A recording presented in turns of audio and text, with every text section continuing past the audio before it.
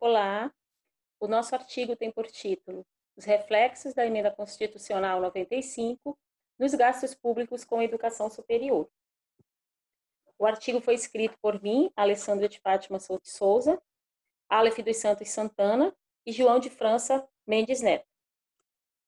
A apresentação contém a originalidade e relevância da pesquisa, o objetivo do estudo, os procedimentos metodológicos, o enquadramento teórico, a análise dos resultados, as limitações do estudo e as considerações finais. A educação, ela é um direito constitucional, além de representar uma política pública muito importante para o crescimento econômico e social de um país. Assim, analisar esses gastos e o comportamento da despesa pública com educação é muito importante para definir os rumos e a atuação do Estado. Dessa forma, a contribuição dessa pesquisa está na sua originalidade metodológica. A metodologia utilizada e as fontes de dados consultadas permitem observar o impacto no orçamento da educação superior decorrente da aplicação da emenda 95, da vigência da emenda, além de verificar a tendência ao aumento do endividamento. O objetivo do estudo é analisar os reflexos da emenda constitucional 95 nos gastos públicos com educação superior, com foco na limitação da despesa primária e no comportamento da dívida pública. A abordagem da pesquisa é uma abordagem quali-quantitativa. A abordagem qualitativa nós retiramos dos livros especializados sobre a temática, dos artigos de periódicos, bem como da legislação específica. A abordagem quantitativa, que são os dados, nós retiramos da proposta de lei orçamentária anual, dos dados da Secretaria de Orçamento Federal, bem como do Ministério da Educação.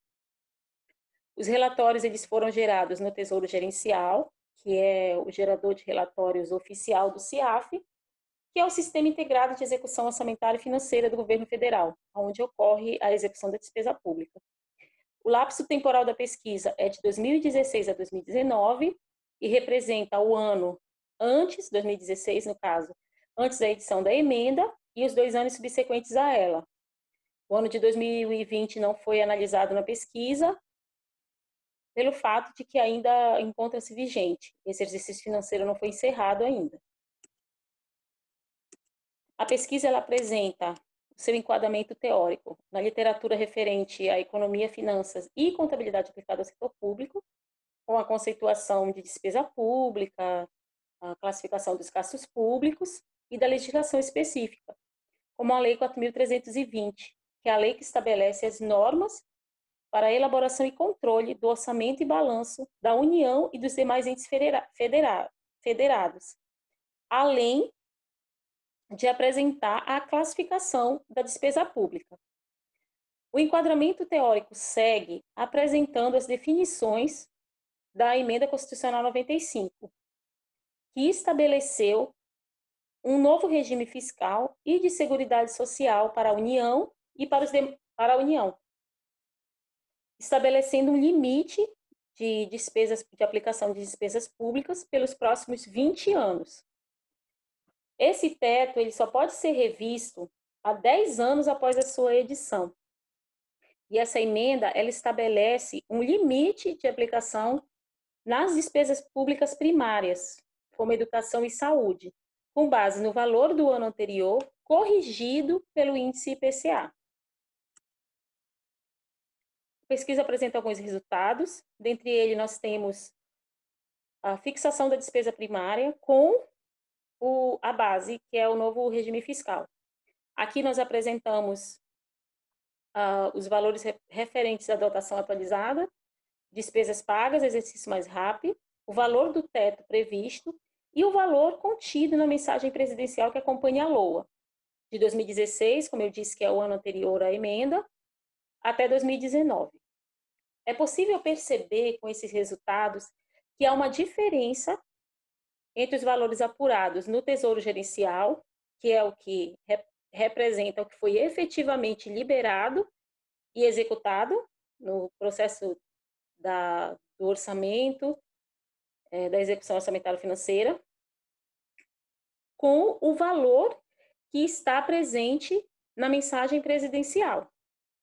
Dessa forma, é possível perceber, em uma análise preliminar, que há um descumprimento do teto no novo regime fiscal. Não é possível avaliar diretamente o impacto na pasta do Ministério da Educação, visto que há discricionariedade do gestor quanto ao rateio do teto. Um outro resultado que o artigo apresenta é a composição da dívida pública após emenda. Aqui nós temos os restos a pagar não processados, liquidados a pagar, restos a pagar processados a pagar e as despesas liquidadas a pagar, que são as obrigações presentes. Nós temos também o dado de 2016, que é antes da vigência da emenda. Assim, percebe-se que há um efeito cascata nas contratações públicas, via empenho de despesa, que são os serviços prestados e os materiais fornecidos. Em 2018, por exemplo, as despesas estavam aguardando o repasse de financeiro para o cumprimento das suas obrigações. No entanto, essas despesas foram frustradas com o repasse a menor, o que ocasionou um arrolamento dessas despesas para a formação de restos a pagar processados para o ano de 2019, o que contribuiu para o aumento do endividamento. Esse outro resultado, na verdade, é uma simulação entre os anos de 2009 a 2019. Aqui, nós apresentamos uma simulação de perdas caso a emenda estivesse vigente desde 2009 e os impactos nas despesas primárias não autorizadas. O outro resultado é o confronto da dotação atualizada com o passivo circulante. Dessa forma, é possível observar que há um aumento do passivo financeiro frente a um orçamento que pouco sofreu variação desde 2016.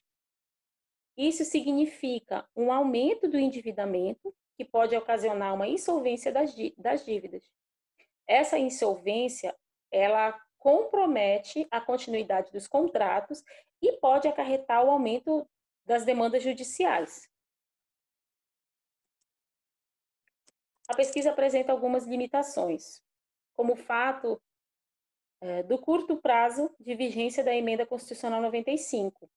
Só é possível verificar a sua aplicação a partir do ano de 2017, visto que ela foi promulgada no final em 2016, final de 2016, com a vigência a partir de 2017. E só é possível verificar, então, nesse período de tempo.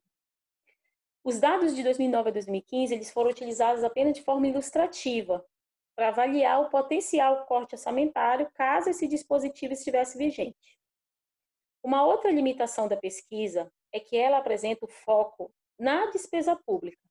Ela não compreende o estudo do percentual mínimo de aplicação da educação previsto na Constituição de 88. E ainda uma outra limitação, que é o fato de que o artigo ele apresenta o comportamento da dívida pública de origem orçamentária. O estudo não compreende o comportamento dos passivos exclusivamente financeiros.